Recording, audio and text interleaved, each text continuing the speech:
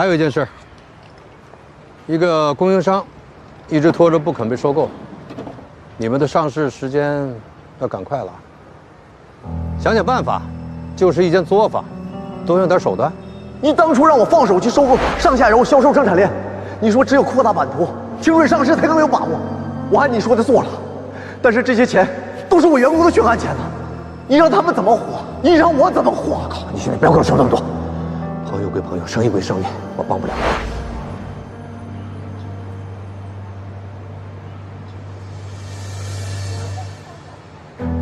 有困难？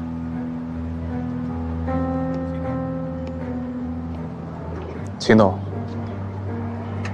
在你眼里，是不是所有弱小的人都可以像蝼蚁一样被碾压呀？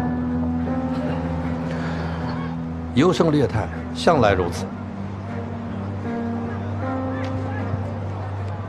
你不认同？不，我认同。可强者不会永远强，弱者也不会永远弱。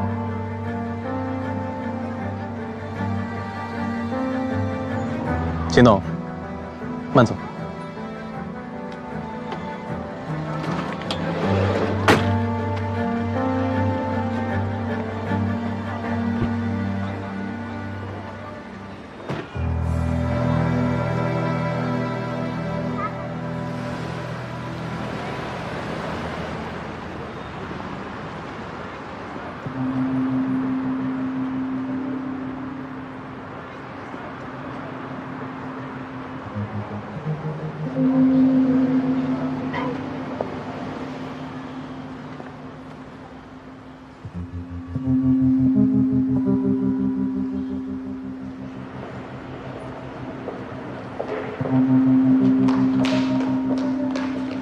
高山，听说秦先生把你叫回去了，他想干嘛？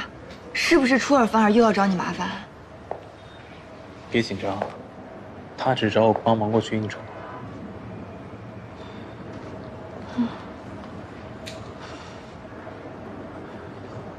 李沃，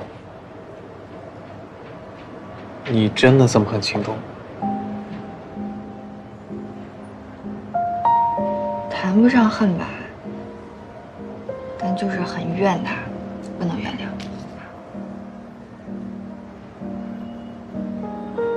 可是通过这几次的相处，我觉得他跟我记忆中有点不太一样。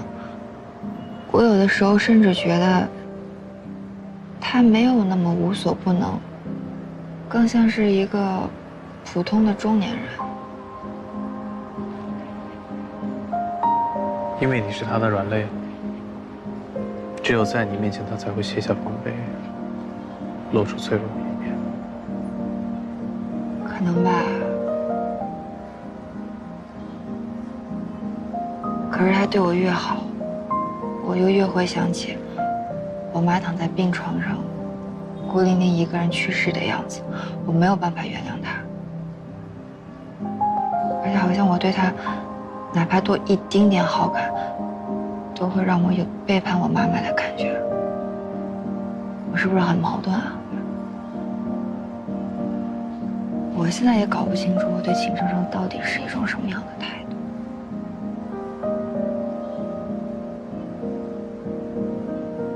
李沃，如果有一天要让你在我跟秦董之间做选择，你会怎么选？什么意思啊？没事，乱说的。走吧，好久没有好好散散步了。